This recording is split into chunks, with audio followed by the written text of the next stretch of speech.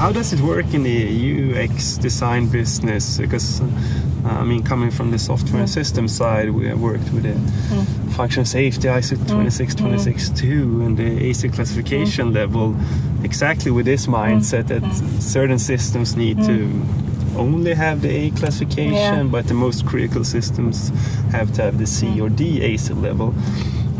Do you work in a similar type of manner from the UX design perspective, or is it more that you propose that you should do that maybe?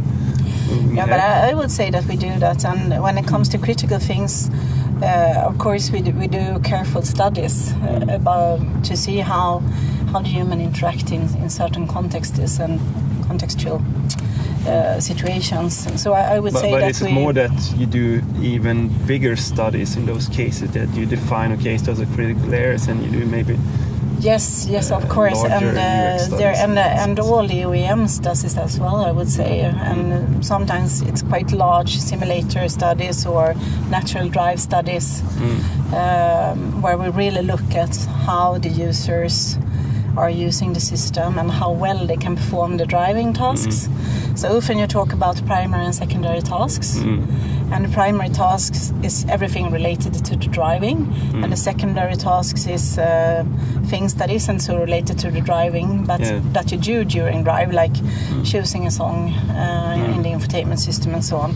And I think what's interesting now when you have autonomous vehicles is that you don't have the primary tasks any longer in that way as we used to have. So the secondary tasks get more attention, and of course, and from my perspective as well, when it comes to safety, one of the big issues I think is that if we are not designing a good system in the displays in the car, people will try to use their mobile phones in the car as well. So quite often it's actually not that you do it in the infotainment system or you don't do it at all. It is you do it in the infotainment system or you do it in your telephone instead.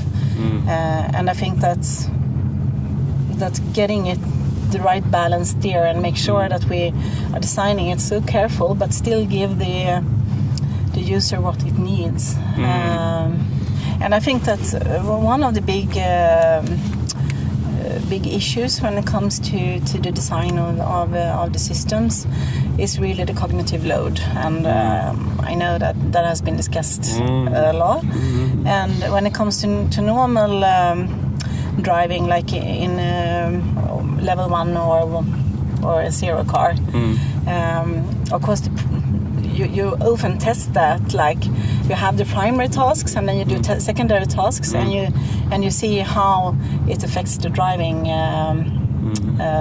if it's make your driving worse or not. But of course in a more autonomous system, the cognitive load gets a little bit not so important, because you have got a quite low cognitive load if you have an autonomous vehicle, of course, because then you don't need to handle so much about the traffic situation.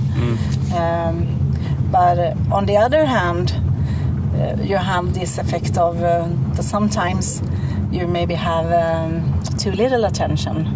In the other hand, so the cognitive load is actually too low, and that it takes time for our humans to actually be alert from that state. Yeah, now we're going into the classical handover topic with level 3 cars. And I think that one of the metaphors I like about the handover is to talk about a hot potato. So it's like, oh no, it's dangerous, you have the hot potato, no, I have the hot potato. So it's more like back and forth between the car and the user. And you don't want that situation, because then no one is in charge. If you try to push the hot potato around when you get into a difficult situation, that's not what you want from a design perspective, because then we will get an accident. And I think that was actually what's happened with the Uber car in the US. It was some kind of a hot potato situation there, I think. And a very low cognitive load. And a very low cognitive load. Driving more or less half fell asleep and then suddenly and I think that you talked too little actually about the cognitive underload, so to speak, when you have too little cognitive load, that is actually also a problem. So finding the right balance, and it's extremely important lessons learned for maybe newer OEMs. I mean, in the classic automotive industry as we have worked with, we know this, and there's been several studies, everything from that it takes 3 seconds to studies that it takes actually well over 10 seconds, 15 seconds in that situation where you have not been driving for a long time, and more or less half fall asleep and then suddenly take over. It's one thing to the reaction time, and that is several seconds in every studies, but it's a different topic also when you measure when the driver is actually then coming back to a normal state of handling topics, and that is a much longer time. I've learned from different studies at least. So. Yeah, but that's true, and I think that is a problem, and I have talked a lot with the different OEMs about how they see autonomous products, and you can have different metaphors as well for it, like backseat driver is something we have discussed here. That is more that you are the strategic partner in this, from the backseat telling the car what it should do.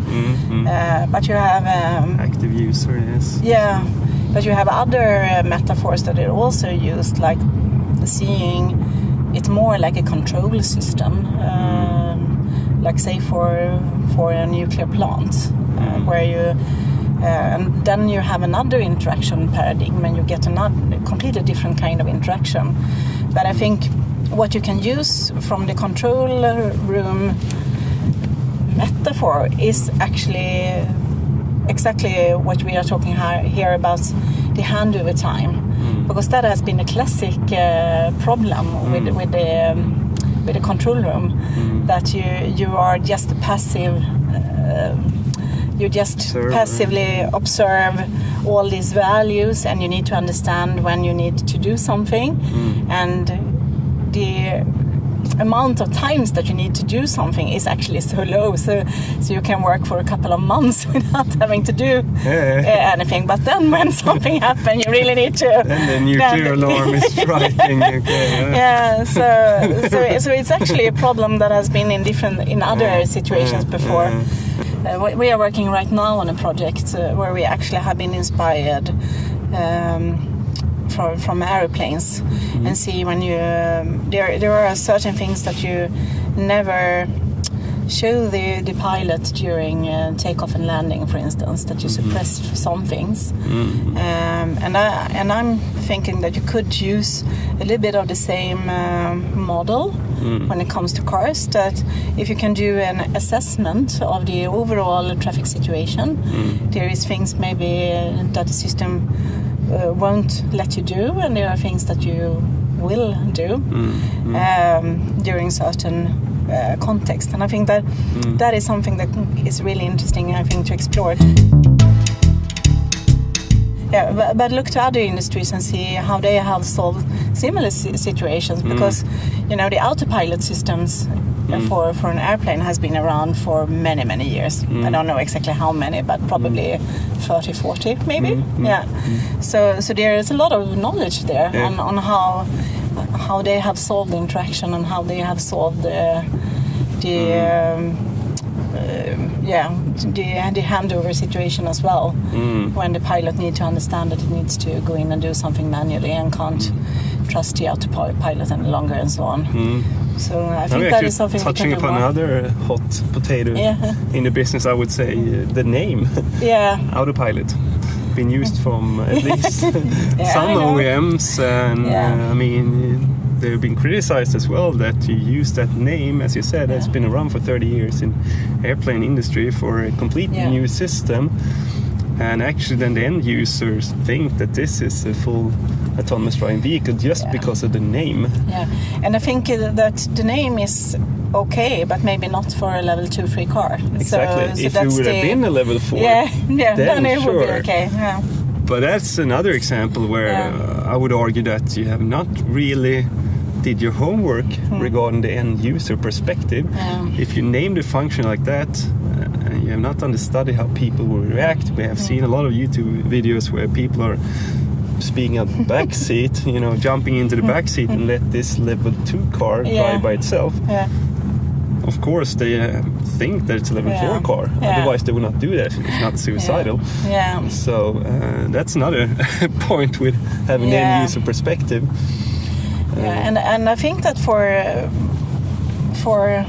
the autopilot, it's still valid for a 4, but it doesn't need to be a 5, because even in an airplane, you don't let the plane do everything by itself in all contexts. Exactly. You don't let it drive by itself if it's terrible weather, for instance, and. So maybe just to shortly explain, if we have viewers who are not familiar with those levels, those are the SAE autonomous driving levels, and the systems that we have today, like the safety levels, are named level 0, 1, or even 2 if it's higher level of driver assistance systems. And then we have the level 3 that we discussed, where you have this handover problematic that the car will drive autonomously. But if it runs into a situation, it can hand over to the user. And then we have level 4, which is full autonomous driving, but just in a specific context. As you say, for example, on the highway, we're able to drive autonomously, but not in a city, for example. And maybe daytime, but not nighttime. Exactly. Could be, specific market, but not in another country. So while level 5, is actually full autonomous driving in all conditions. Which will maybe never take place when you understand the difficulties out in the world.